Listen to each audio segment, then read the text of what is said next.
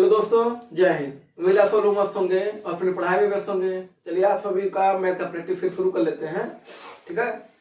चलिए और आप सभी को पता भी है कि आपका एग्जाम अभी समय सभी एग्जाम पढ़ रहे हैं। जैसे पेट का भी एग्जाम आज और कल में था, ठीक है ना। उसके बाद से दिल्ली पुलिस का एग्जाम है, उसके भी एग्जाम है। फिर धीरे धीरे सब एग्जाम अब आपके पढ़ेंगे और आप लोगों को भी, ठीक है। चलो तो क्वेश्चन शुरू कर लेते हैं। क्वेश्चन समझ क्या होगा ना? हाँ, चलो तो क्वेश्चन शुरू करते हैं। पहला क्वेश्चन आप लोग भी पहला क्वेश्चन लगाइए। पहला क्वेश्चन में पूछा है, यदि नाव धारा के अनुकूल 108 किलोमीटर की गति 8 घंटे में पूरा करती है, धारा की गति दे रखा है, तो ज्ञात कीजिए धारा के प्रतिकूल कितने समय में 13 किलोमीटर की दूरी तय करेगी। ठीक है, इसमें जिसको आ रहा तब तक वो आंसर दे, तब तक हम कुछ बताते रहते हैं। नाव की चाल अगर मान लो 1 किलोमीटर प्रति घंटा, ठीक है, और धारा की मान लो y किलोमीटर प्रति घंटा, कोई दिक्कत है? तो अगर अनुकूल चाल में तुम्हें पता है कि अनुकूल चाल में क्या करते हैं भैया, अनुकूल चाल में क्या करते हैं, नाव और धारा को जोड़ते हैं। और प्रतिकूल में क्या करते हैं, घटाते हैं, यही ना। ये बताया भी गया है, कोई दिक्कत है यहाँ पर नहीं। अब क्या पूछ रहा है, आप देखो क्या तरीका, नाव अनुकूल 104 किलोमीटर की दूरी 8 घंटे में जाती है, और ये चाल बराबर क्या होता है इसके, दूरी बटा समय, यही ना। तो यहाँ से निकल के क्या आ जाएगा, जरा देखो, x प्लस वाई बराबर क्या आ जाएगा, दूरी कितनी है, 104 है, 104। समय कितना है, 8 घंटे। इसको फिर काट दो, 8 का नाम 8, 8 कितना हो गया, 8 का 2, 8 3 24, 13। यानी x प्लस वाई की वैल्यू कितनी आ गई, यानी नाव और धारा का चाल का योग कितना है, 13। किसका चाल दे रखा है, धारा का दे रखा है, y का वैल्यू दे रखा है। यहाँ पर दूर रखो दोगे तो दूर उधर जाएगा, माइनस हो जाएगा ना, तो इसका वैल्यू कितना आ जाएगा, 11 किलोमीटर प्रति घंटा। कोई दिक्कत नहीं। अब क्या पूछ रहा है कि प्रतिकूल कितने समय में वो 13 किलोमीटर की दूरी तय करती है। प्रतिकूल में क्या पूछ रहा है, समय ना, और यहाँ पर भी दूरी बटा समय है, कोई दिक्कत नहीं। अब यहाँ पर समय बराबर तब क्या हो जाएगा, समय बराबर दूरी बटा चाल। कौन सी चाल, प्रतिकूल वाला, यानी x माइनस वाई वाला, ये ना। दूरी कितनी है, 13। प्रतिकूल चाल, अब x की वैल्यू कितनी आई है, 11। y की वैल्यू कितनी थी, 2। 11 में से 2 जा 9, है ना। क्या हो जाएगा, 9 का 9, कितना बचा, 4 बटा, ये है आंसर, 1 से 4 बटा 9 घंटा। कोई दिक्कत हाँ नहीं। अगर वहीं पर ना अनुकूल चाल पता चल जाए, अनुकूल चाल कितना आ गया है, 11 और 2 13 हाँ। प्रतिकूल कितना आया है, 11 में से 2 जाए 9, है ना। तो कभी कभी अनुकूल और प्रतिकूल दे देता है और नाव और धारा की चाल पूछता है, तो क्या करना, दोनों को जोड़ के आधा कर दोगे तो किसका पता चल जाएगा, नाव का। किसका पता चल जाएगा, और दोनों को घटा के आधा कर दोगे तो किसका पता चल जाता है, धारा का, ठीक ना। कभी कोई सवाल बदल भी देता है, कोई दिक्कत, समझ में आया होगा ये बात। हाँ, रफल बताया जाए, रफल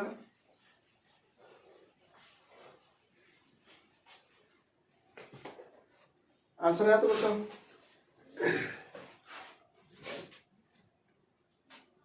अच्छा वाला सवाल है ये,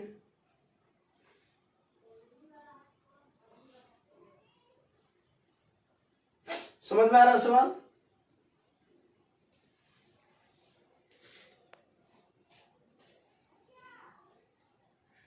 नहीं समझ में आ रहा है। कई बार बता चुके होंगे कि जब जो चीजें ज्ञात किया जाता है पहले उसको देख लो। क्या ज्ञात किया जा रहा है यहाँ पर, क्या ज्ञात किया जा रहा है, AB + BC + CE। कौन सा सवाल की बात कर रहे हो, 2 ट्रेन दिल्ली और पुणे से सुबह 7 बजे जाती है, ये वाला सवाल है। मिला सवाल, तुम लोगों को नहीं मिला, इन लोगों को तो मिल गया होगा।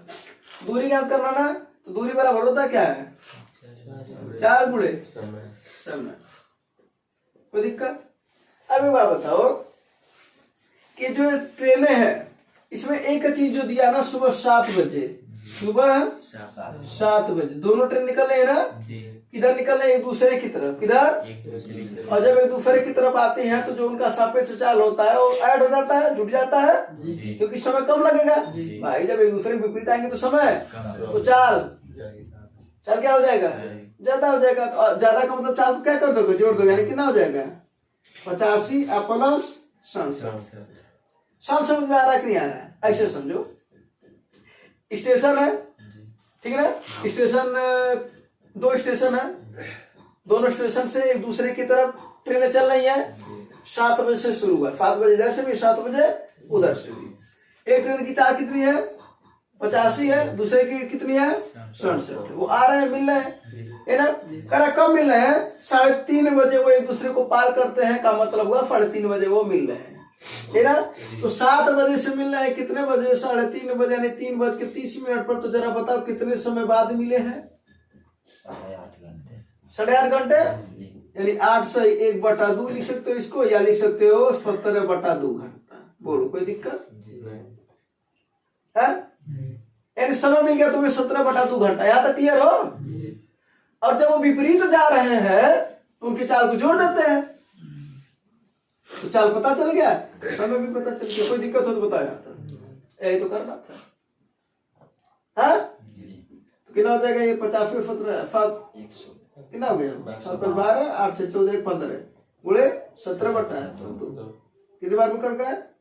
2 7 14, 2 6 है ना? गुणे देखो, इकाई अंक अलग अलग है क्या? जब इकाई अंक अलग है तो गुणा करने की जरूरत नहीं होनी चाहिए, कई बार बता चुके हैं।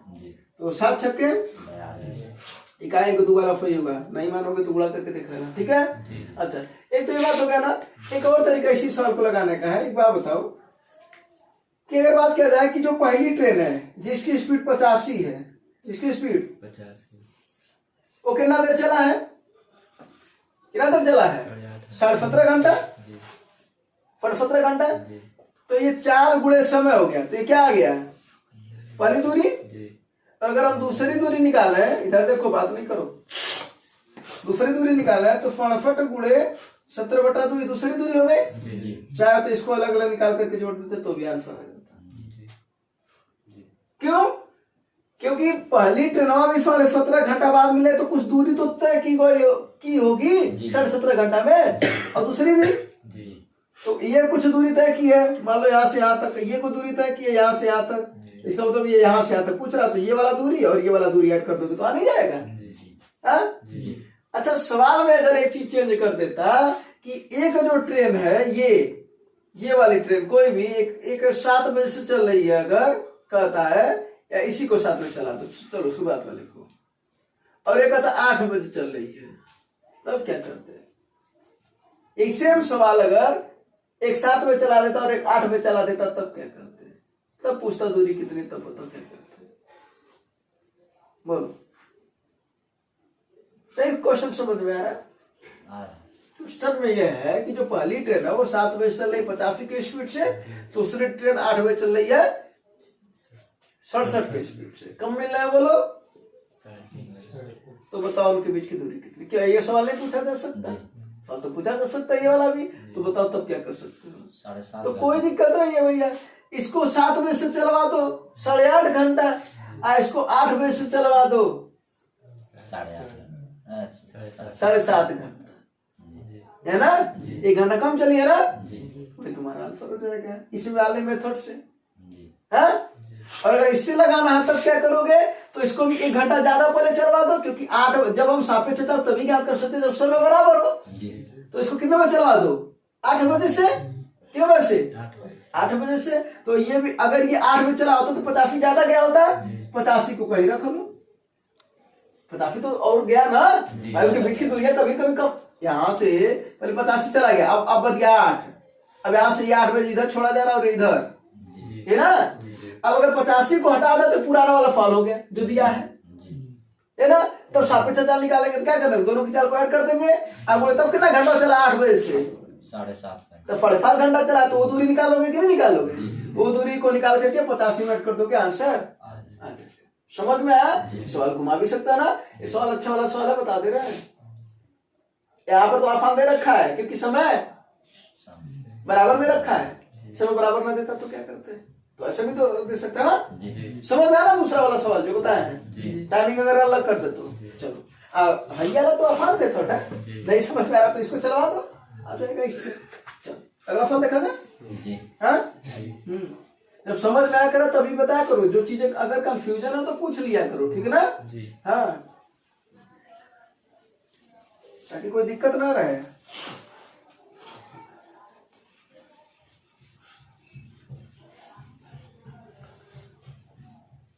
और हमेशा पेपर आसान होता है, रिजल्ट कठिन होता है ना। हाँ ये कब तक कहोगे? अगला क्वेश्चन है देखो, a plus B plus C बराबर 10, A square plus B square plus C square बराबर 48, ए बी। अरे ये तो फार्मूले पर है, फार्मूला बताया ना, a plus B plus C का बराबर A square plus plus plus 2 A B plus plus, यही ना? क्यों रखना भाई, इसका वैल्यू कितना है? प्लस बी प्लस सी का 10, तो 10 का वर्ग 100, इसका वैल्यू दे रखा है ना कितना? प्लस 2, बोलो यही ना? 48 इधर आएगा कितना हो जाएगा? 48 इधर जाएगा तो 52, अब 52 बराबर 2 गुणे a B plus b c plus 2 से कट जाएगा, कितना आंसर आएगा? कोई दिक्कत भैया? 26 है ना आंसर। ऑप्शन नंबर दूसरा। फार्मूला नोट कर लेना, तो फार्मूले पर फॉल्ट था इस वजह से बताते, फार्मूला नोट कर लेना, ठीक ना?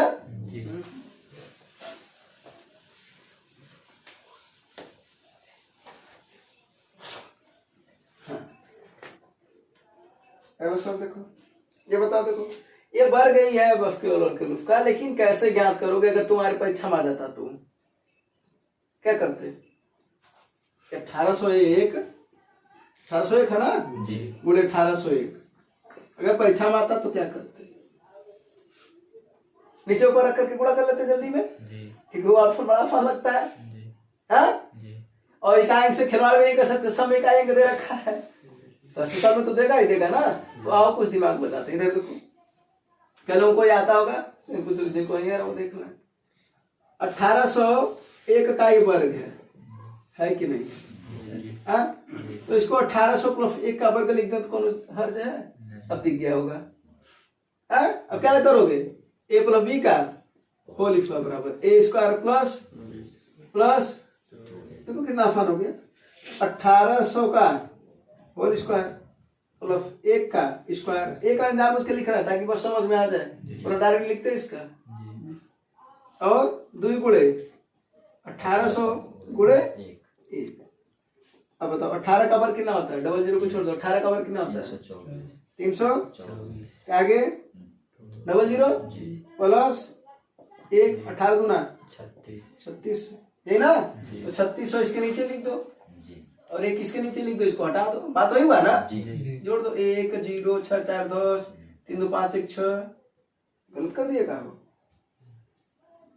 अरे यहाँ पर 4 जीरो होगा, गलती कर रहे हैं, देखो यहीं पर अभी फिर गलतियां थोड़ा थोड़ा कभी कभी दिमाग नहीं काम करता तो वो चीजें हो जाता है ऐसे, ठीक ना? 2 जीरो तो इसका 4 जीरो ना होगा। हाँ तो अब यहाँ पर देखो 18 दूना 3600 यहाँ पर लिखाएगा और एक यहाँ लिखाएगा, ठीक है? 1 0 6 3 4 2 3 मिला कौन सा है? 32 43 60 ये दूसरा होगा, ठीक है? चलो कोई दिक्कत? तो ऐसे फॉल आएगा तो समझ गए ना?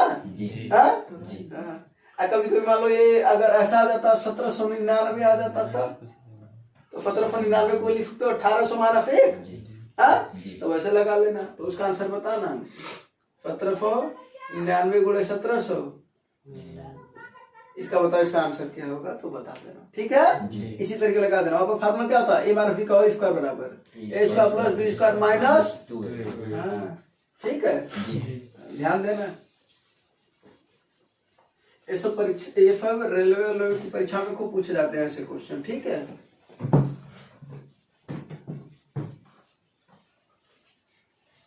बाकी क्वेश्चन का क्या है, घूमता हुआ कहीं चला जाएगा।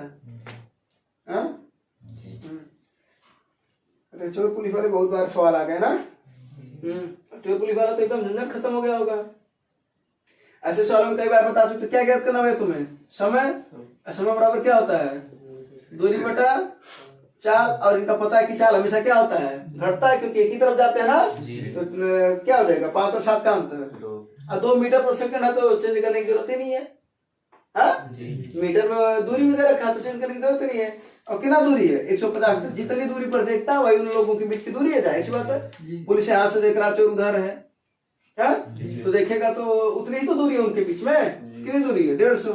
इसको काटो, कितना आ जाएगा? 75 सेकंड। ये समय है।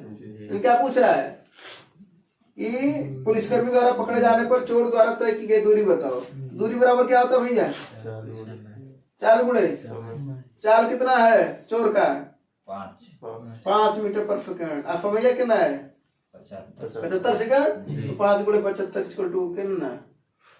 325 नहीं, 375 है ना? 375 मीटर। 75 दूना 150, 150 दूना 400, चौके हो गया 300। 75 दूना 150 दूना 300 ना जी। तो 300 आपका 75। ठीक है ना? कोई दिक्कत? हाँ। अब समय पूछा था कितने देर में, तो 75 सेकंड बाद क्या होता है? वो पकड़ा जाता है।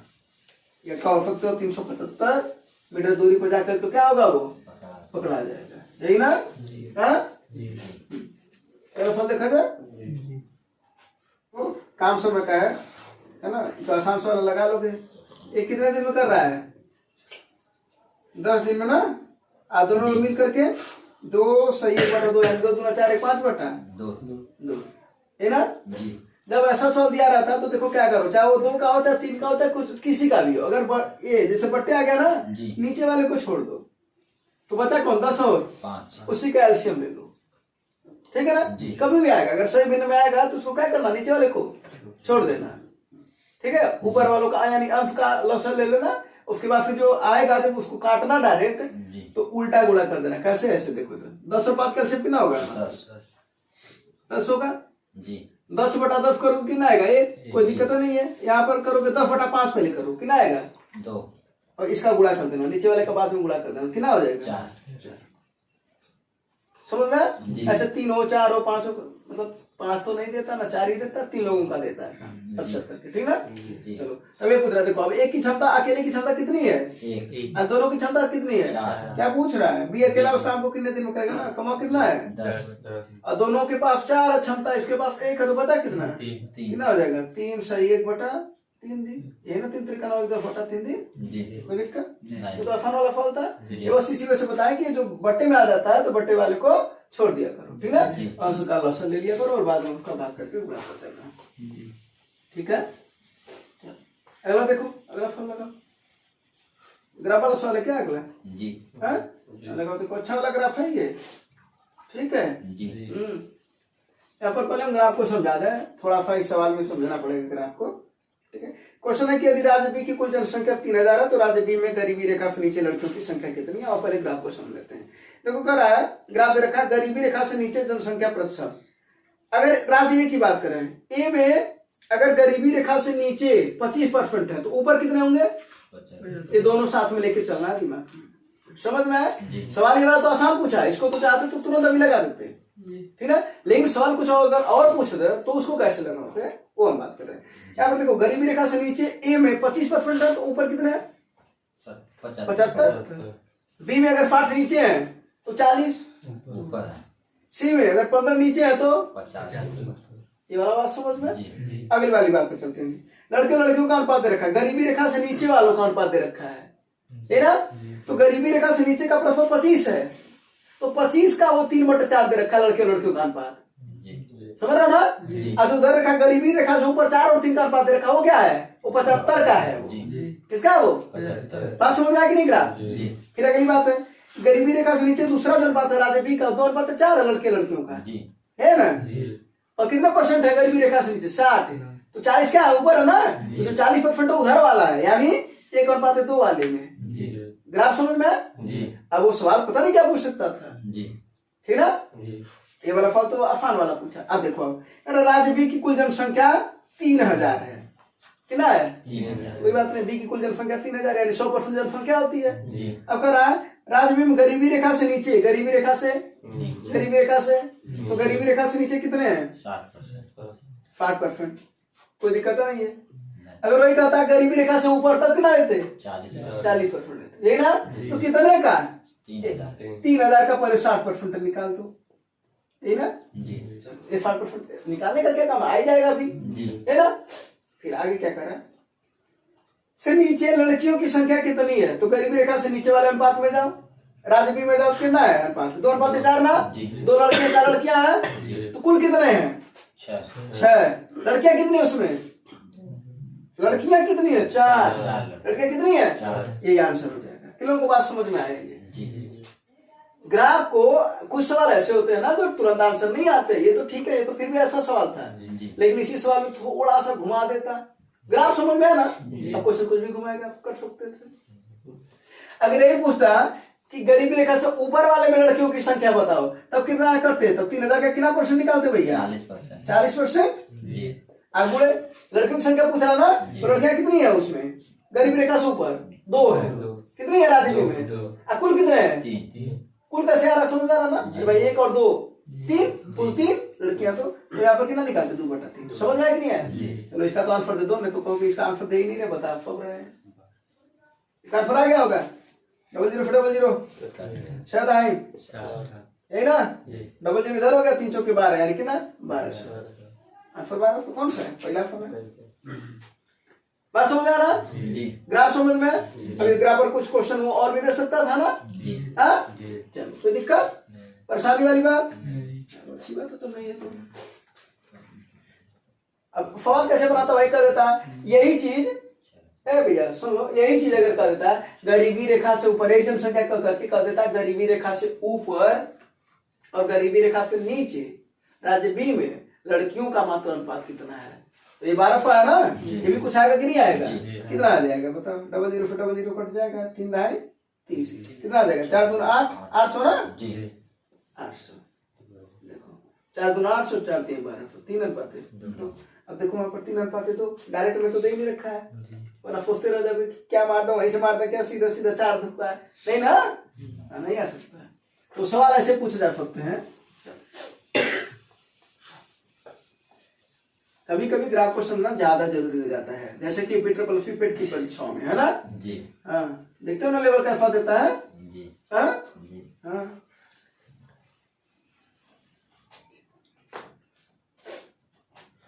अगला वाला भी देखो ग्राफ है, ये वाला तो आसान सा सवाल है, हाँ? देख करके लगाने वाला सवाल है।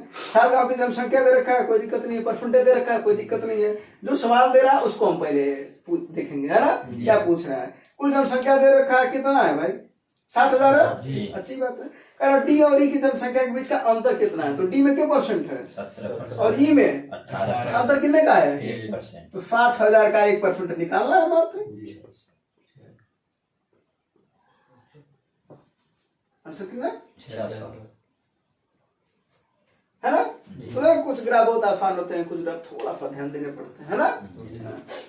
और पेट वाले तो अभी भी फिर बताया कि उसमें तो कुछ ज्यादा ही ध्यान देना पड़ता है, हाँ? चलो अगला फल पर बात करेंगे, हाँ? ये देखो एक अर्धगोलाकार कटोरा जिसकी त्रिज्या 21 सेंटीमीटर है, आइसक्रीम से भरा हुआ है, मतलब समझ रहे हो? दिमाग में ना रखो, आइसक्रीम से भरा हुआ मतलब ऊपर तक है, दिमाग में चल रहा है तुम्हारे, बराबर है। ये देखो अर्धगोलाकार कटोरा है, ठीक है ना? ये सोचना कि हमारा भरा हुआ आइसक्रीम ऐसे पूरा है, ऐसा नहीं है, बस कहाँ तक आइसक्रीम है, इसी में भरा हुआ है, ठीक है? हाँ, इसी में भरा हुआ है, ये नहीं है। इसका मतलब है तुम्हें पता है, ले लेकर के कह रहा आयतन बता दो आपको, देखो क्या बता दो? आयतन। तो अर्धगोलाकार का आयतन क्या होता है? अर्धगोला का आयतन क्या होता है बताओ? भूल गया ना? 2/3 pi r cube square, pi r cube, है ना? अगर इसका पृष्ठीय क्षेत्र पूछता तब कितना होता? 3 पाई आर स्क्वायर। आयतन पूछा ना, तो कर लो 2/3 गुणे 22/8 आर का वैल्यू कितना देखो दे रखा होगा 21 सेंटीमीटर है तो 21 गुणे 7 सबसे पहले तो इकाई अंक से खेल लेना चाहिए। अगर इकाई अंक फिर काम बन जाए तो कोई दिक्कत नहीं, क्योंकि देखो अपना कॉन्सेप्ट तो सही है भैया। हाँ आतर की बात करना पड़ा, पता चला ना आतर करते किसे हैं? कोई भी वस्तु इस वायुमंडल में जितना स्थान कवर करती है, ग्रहण करती है, लेती है, रखती है, वही उसका क्या कहलाता है? आयतन। आइसक्रीमों कहाँ है? अर्धगोलाकार कटोरों में। तो इसका कटोरों का आयतन हम ज्ञात करेंगे तो पता चल जाएगा आइसक्रीम में भरा हुआ है। जितना जगह खाली रहेगा वो आइसक्रीम आएगा, यानी आयतन ग्रहण कर रहा है। इसी वजह से आयतन ज्ञात कर रहे हैं। हाँ कितना देखो, एक का नाम एक आएगा, एक क्या है 3 दूना 6 दूना 3 से, अच्छा एक और 3 है ना, 2/3 है ना। हाँ 3 से 3, इसको भी काटो, इसको भी काटो, हटाओ इसको। एक का नाम दूना दूना इकाई अंक 4 है क्या? बस वही आंसर है। अब तुम्हें नहीं मानना है तो नहीं मानने का एक उपाय है, गुणा करो। 2 गुणे 22 गुणे 21 गुणे 21, कोई दिक्कत है?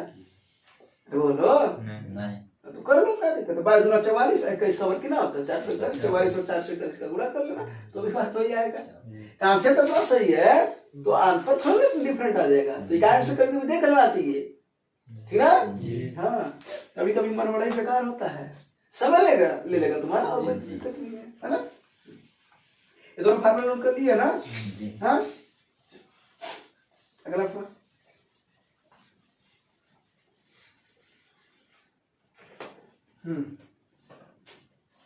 अरे 2 व्यक्तियों का मासिक वेतन कितना भैया? 4:5 और उनके व्यय कितना है? 7:9 के अनुपात में प्रत्येक 50 रुपए प्रति माह बचाता तो उनकी मासिक आय है ना? हाँ अच्छा देखो आय कितना है? 4:5 के अनुपात में, कोई दिक्कत? अगर हम बात करें बचा कितना रहा है, बचत बता है ना? अगर हम बताएं फार्मूला बताएं तो आय बराबर क्या होता है भैया? व्यय प्लस बचत, कोई दिक्कत? हाँ ऐसे सवाल में हमेशा देखो क्या दिया रहेगा, ऐसे सवाल को समझना जरूरी है, वरना इस सवाल को तो डायरेक्ट भी अभी लगा के बता देंगे, ठीक ना? कि देख करके भी आंसर कैसे आ सकते हैं, पहले समझ लिया जाए। आय बराबर है व्यय प्लस बचत। जिसका अनुपात दिया रहता है आय को छोड़ करके किसी और का, उसको किनारे कर दो, बाकी को इधर भेज दो। किसका अनुपात दे रखा? आय के अलावा, और किसका अनुपात दे रखा है? किसका है? व्यय का। व्यय को उधर रहने दो, बचत को इधर लेते हो। यानी अगले सवाल में हो सकता था कि किसका अनुपात दे देता है? बचत का, तो किसको खींच लाते? व्यय को। अगर बचत का अनुपात दे देता तो किसको खींच लाते इधर? इसमें किसका अनुपात दे रखा था? तो किसको खींच लाए? बराबर भी कोई दिक्कत हो तो बताओ। ये 4x और ये कितना है? 5x है ना? 4x कितना बचा रहे हैं? 50। दोनों लोग बचा रहे ना? हाँ यानी अलग अलग भी दे सकता था कि ये 50 रुपए बचाता है, 100 रुपए बचाता, एक अलग सवाल भी बन सकता था। इसी में बोला ना कि सवाल को अच्छे से सीखोगे तो सवाल कई बनते हैं। तो 4x माइनस 50 है ना? अनुपात तो रखा ना इनका, तो बट्टे करोगे। दूसरा वाला कितना है? 5x माइनस 50 और यही व्यय का अनुपात कितना दे रखा है? 7/9। इसी को सॉल्व कर लोगे, x की वैल्यू आ जाएगी तो 4 का गुणा कर दोगे तो पहले का अनुपात आ जाए, पहले का आ जाएगा, 5 का गुणा कर दोगे तो दूसरे का आ जाएगा। कॉन्सेप्ट वाला समझ में आया कि नहीं? बोलो। तो यहाँ पर 2 सवाल बना सकता था ना? ध्यान क्या देना है? फार्मूला होता है आय बराबर व्यय प्लस बचत। किसका अनुपात दे रखा बाद में? आय के अलावा किसका अनुपात दे रखा था इसमें? व्यय का, तो व्यय को हम उधर रहने दीजिए, बाकी को इधर खींच रहे हैं। अगर बचत का दिया होता तो बचत को खींच लेते, समझ गए होगे? हाँ अब इसको सॉल्व करना है। तो 9 चौके 36x माइनस 9 बचे 450 बराबर 7 बचे माइनस 7 यही होगा, 7 बचे 35, ये 350 होगा। इसको इधर भेज दो तो 36x में से 35 हो जाएगा, है ना? 450 में से उधर 300 हो जाएगा, कितना हो जाएगा? 450 प्लस हो जाएगा ना, और माइनस कितना हो जाएगा?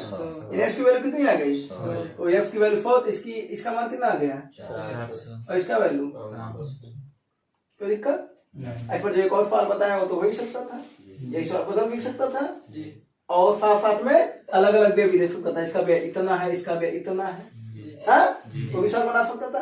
अब देखो इसी सॉल्व को अगर तुम्हें जल्दी में लगाना तब क्या करोगे, देखो इधर 4 है और 5 है, आय का अनुपात दे रखा ना, किसका अनुपात है, आय का, किसका अनुपात है, और किसका दे रखा भैया, व्यय का ना, व्यय लिख दो, व्यय बचत जो रहा है यही लपेट दो, कितना है इसका 7 अनुपात है 9 है। प्रत्येक का बचत कितना है 50 है ना, तो उसको बीच में लिख दो। अगर प्रत्येक का नहीं रहता ना तो उसको यहाँ और यहाँ करते, मान लो इसका कहता 20 है, इसका कहता 50 है, तो 20 यहाँ लिखते 50 में लिखते, ठीक है। देखो क्या करना, तिरछे गुणा कर दो, 4 हवा 7 बच्चे, जो अंतर आएगा उसको नीचे लिखना, अंतर कितना आया, कितना अंतर है, 1 का, कोई दिक्कत बोलो। अब इन दोनों का अंतर कितना है, कितना अंतर है, कितना अंतर है भाई, 2 का है ना, तो 2 गुणे ये 50, ये बात समझ में आई नहीं है, नहीं समझ तो ऐसे कर लो, इसका भी तिरछा गुणा कर लो, 7 बच्चे और 9 बच्चे, जो अंतर आएगा उनका तो 450 आएगा ना, ये 9 बच्चे बता 450 और कितना आएगा, इसका अंतर कितना आ रहा है, 4 तो आ रहा है, समझे कि नहीं। तो प्रत्येक आएगा तो केवल उसको लिख देना और इनका अंतरवा देख लेना, चाहे ऐसे करो चाहे वही बतिया तिरछे गुणा कर लो, समझ में आ रहा ना, कितना आ जाएगा, ये जो 100 है जानते हो किसकी वैल्यू है, 1 की वैल्यू है, यानी x की वैल्यू है, 1 बराबर 100 तो 4 बराबर 400, 5 बराबर 500, आया कि नहीं है, बोलो नहीं समझे बात, हाँ नहीं समझे, हाँ तो ये डायरेक्ट ऐसे ही लगाया करना हमेशा, चाहे प्रत्येक की क्या बचत चाहे अलग अलग क्या बचत, तो अभी कोई दिक्कत नहीं है, अलग अलग रहेगा तो फिर इसका तिरछा गुणा कर देना, और फिर जो उसका अंतर आएगा वो ऊपर और इन लोगों का अंतर नीचे, वही 1 की वैल्यू होगी, फिर उसके बाद से पहली वाले आय में गुणा कर दोगे तो पहले की वैल्यू 4 का है, ठीक है। फॉलो सारे बन गया ना इसमें। अब ये वाले फॉलो कोई कंफ्यूजन तो नहीं होगा ना, पक्का ना, गारंटी, कोई दिक्कत नहीं। तो बेसिक भी बता दिया, और इसका जो शॉर्ट मेथड हो सकता था इसको जल्दी से लगा सकते थे, जो तुम्हारा समय बचाता है ना। जान लेना कि परीक्षा में पढ़ते वक्त, ठीक है ना, समय नहीं बचाना चाहिए, जितना तुम्हारे पास समय है सब लगा दो, लेकिन परीक्षा के वक्त तुम्हें समय बचाना ही पड़ेगा, है ना। हाँ, और समय बचाने का सबसे जो बड़ा फेज आता है वो किसे जाता है, मैथ को, है ना। हाँ।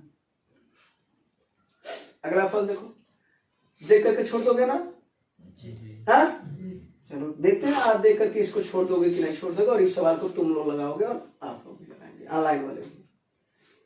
कहा ये फलन दे रखा है जहां पर करना x y के बराबर न y z के बराबर है, तो कौन झंझट नहीं भैया, x बराबर 1 रख लो, y बराबर 2 रख लो, z बराबर 3 रख लो, बताओ इसका आंसर क्या आएगा, चालू करके चलो करो सर, समझे।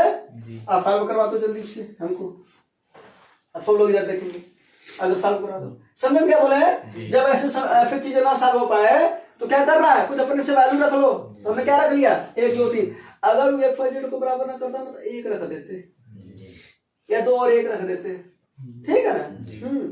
कोई बात नहीं, 1 2 3 रख लिया, हाँ आओ सॉल्व करते। पहला क्या है, x माइनस y का होल क्यूब, 1 में से 2 जाए माइनस 1 का क्यूब, यानी कितना आएगा -1, हम करते चला है थोड़ा फॉर्म, फिर क्या कर रहा है y माइनस z, 2 माइनस 3 का होल क्यूब, यानी माइनस 1 का होल क्यूब, ये भी कितना आएगा,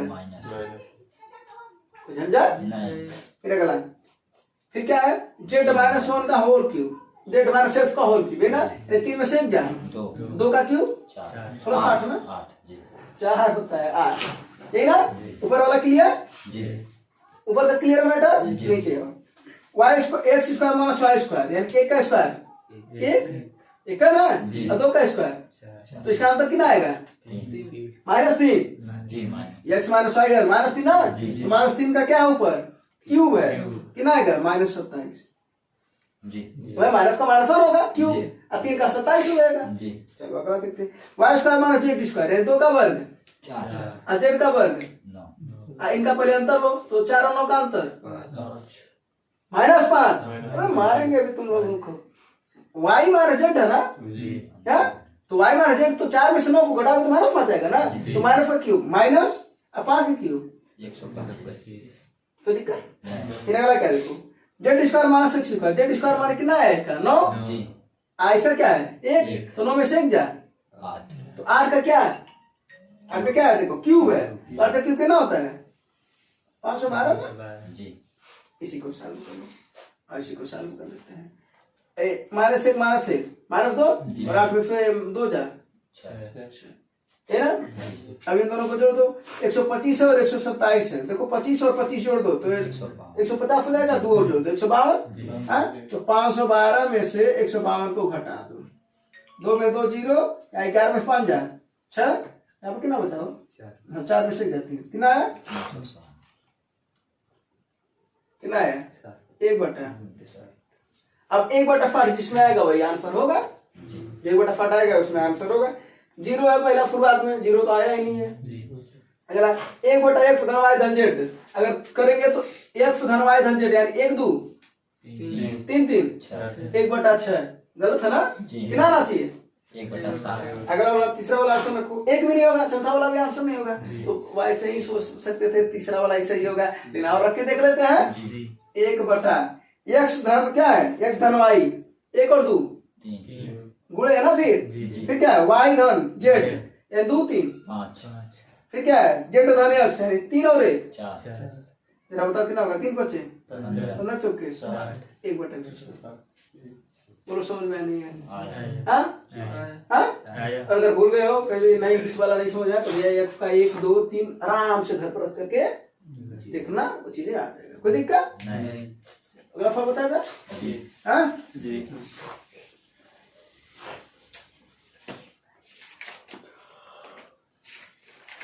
ये वाला फल देखो, जो अगला वाला फल है, सवाल में हम अभी कल भी बोले थे कि वैल्यू याद कर लो, फारणी त्रिकोणमिति का जो फारण है 0 डिग्री 30 डिग्री 45 60 90 हाँ जी। और याद कर नहीं रहे हो तो इसका आंसर तो कैसे लगाओगे हाँ। 45 का वैल्यू कितना होता है 1/√2। काश 60 का वैल्यू कितना होता है, का वैल्यू कितना होता है, ऐसे सोचना पड़ेगा 1/2। 35 का 60 पड़ जाता है ना 1/2। अब इसी को सॉल्व करना है, रख के सॉल्व करके दिखा दे कि कर लोगे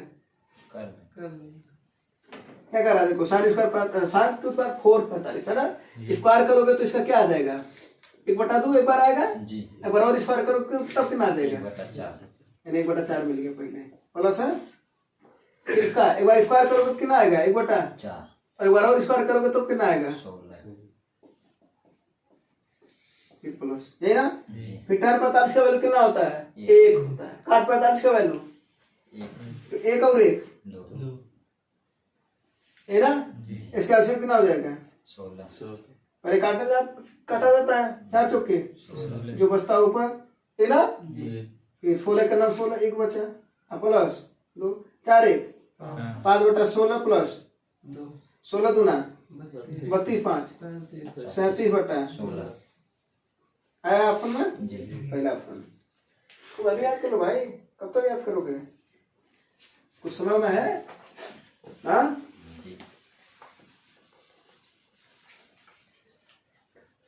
चलो अगला फल देखो,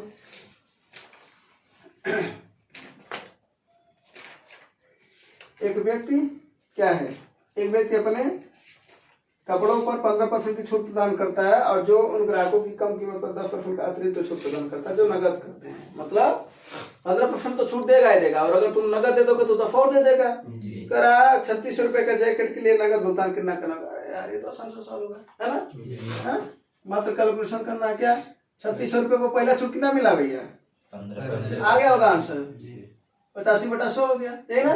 फिर छूट मिला है, नगद दिया ना पैसा, पैसा क्या दिया नगद, तो 10% और छूट लेंगे कि नहीं लेंगे हाँ।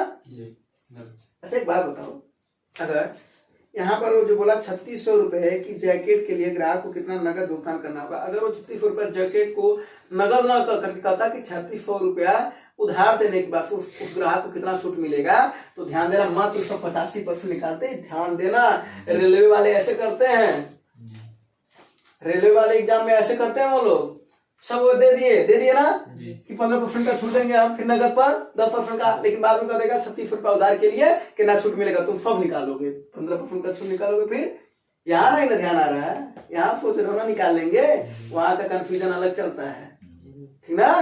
हाँ, उसीलिए प्रैक्टिस करनी होती है यहाँ पर, ठीक है? तो 85/100 हो गया, तो अगला क्या है 10% और ना, तो 90/, डबल जीरो से डबल जीरो कट जाएगा, एक जीरो से जीरो कट जाएगा, 2 पच्चे 2 18 36 और 5 17 यानी क्या आया 18 गुणे 17 गुणे 9। हम बोले ना ऐसे कभी भी सवाल आया तो सबसे पहले इकाई अंक देखना चाहिए। हाँ, अब तो ध्यान आना कि गुणा करोगे पूरा का पूरा, बाकी तुम्हारी मर्जी है ना। इकाई अंक देखो सबके अलग है क्या, 2 के सेम है, बाकी क्या लगा तो एक बार देख लिया था। 7 8 इकाई अंक 6 है, ये 9 है, 6 9 इकाई अंक 4 किसमें है, बस वैसा ही है, कोई दिक्कत नहीं।